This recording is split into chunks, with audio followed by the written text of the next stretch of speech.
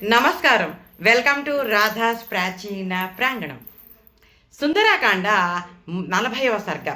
39వ సర్గలో హనుమంతుడు సీతాదేవిని కొంచెం సమయం అంటే అతను సముద్రం దాటి రాముడికి చేరుకొని సీతాదేవి సమాచారాన్ని అందజేసే దాకా ఓపిక పట్టమని బతిమాలతాడు. ఆయన సమాచారం ఇచ్చిన వెంటనే రాముడు బయలుదేరి సీతని రక్షించడానికి వచ్చేస్తాడని నచ్చజెప్తాడు. ఒక మూల సీతాదేవికి హనుమంతుడు వెంటనే సముద్రం దాటి వెళ్ళిపోయి రాముడికి తన సమాచారాన్ని ఇచ్చేయాలని ఉంది. హనుమతో ఇలా అంటుంది: ఓ హనుమ, మొలకలు వచ్చి రాని విత్తనాలు వర్షం కోసము ఎదురు చూస్తున్నప్పుడు వర్షం కురిస్తే ఎంత సస్యశ్యామలంగా తయారవుతుందో అలాగే నా మనసు నీ రాకతోటి సస్యశ్యామలంగా అయినట్టుగా అనిపిస్తోంది. ఒక్కసారి నా రాముడిని చూడాలనుంది, అతనిని స్పృశించాలనుంది. దయచేసి నా కోరికని నెరవేర్చు.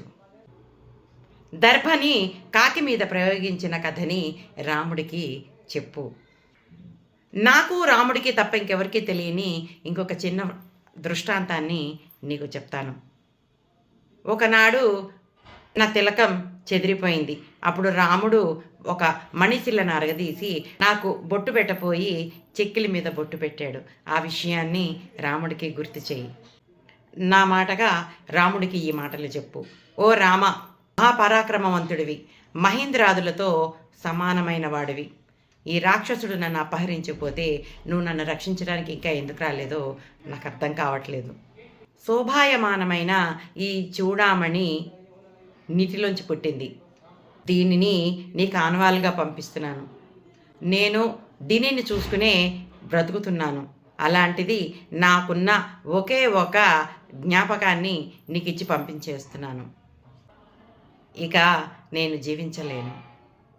ఏనాటికైనా నువ్వు వస్తావని, నన్ను రక్షిస్తావని నేను ఈ దుఃఖాన్నంతా భరిస్తున్నాను. ఈ ఒకే ఒక మాసం నేను నీ కోసం ఎదురు చూస్తాను. ఆ తర్వాత ఇంక నేను బ్రతకలేను. ఈ రావణాసురుడు అతి క్రూరుడు. అసలు నా పట్ల ఇతని దృష్టి భరించలేనిది. ఆలస్యం చేయకుండా నన్ను ఇతడి బారి నుంచి రక్షించు. సీత కన్నీరు కారుస్తూ చెప్పిన ఈ మాటలు విని హనుమంతుడు ఆమెని మళ్ళీ ఓదారుస్తాడు. హనుమంతుడు తిరిగి వెళ్ళటానికని తన శరీరాన్ని పెద్దగా పెంచడం మొదలు పెడతాడు. ఆ తర్వాత ఏం జరిగిందో వచ్చే సర్గలో చూద్దాం. అంతవరకు సెలవు.